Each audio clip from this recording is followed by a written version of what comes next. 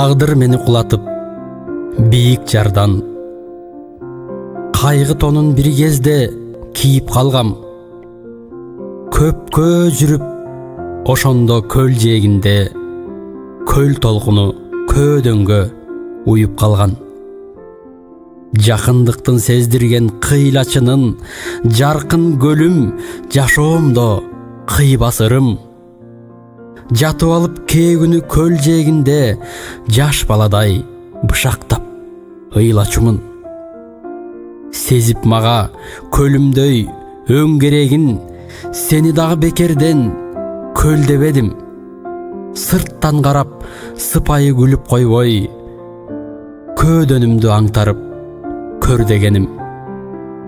Көлдөн алып көп кубат керек дедим, көлсүз жашоом кызыксыз демек менин. Жан дүйнөңдүн добушун тыңдаган соң, жарым түндө көлдөн ан сен эстедим.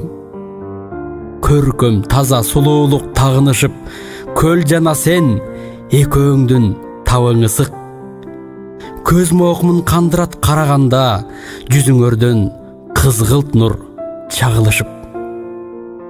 Көл жана сен өзгөрбөй бирдейсиңер, жамандыктан жакшыны иргейсиңер. Ароолуктун жамынган ак көйнөгүн, кыянаттык барын да билбейсиңер. Көл жана сен сүйүүмдүн кең мекени, табыш кайдан силерге теңдешеми. Көңүлүмдү тынчытат бир ойлосом, көлдей терең бакыттын сенде экени. Эгиздердей бир болуп көлүчөбүз, эстен кеткис ирмемде көрүшөбүз.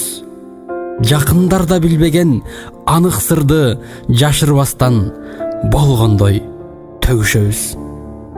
Экөөңөргө эң аруу сөз гана тең, эс тартымдын энчиси көл жана сен.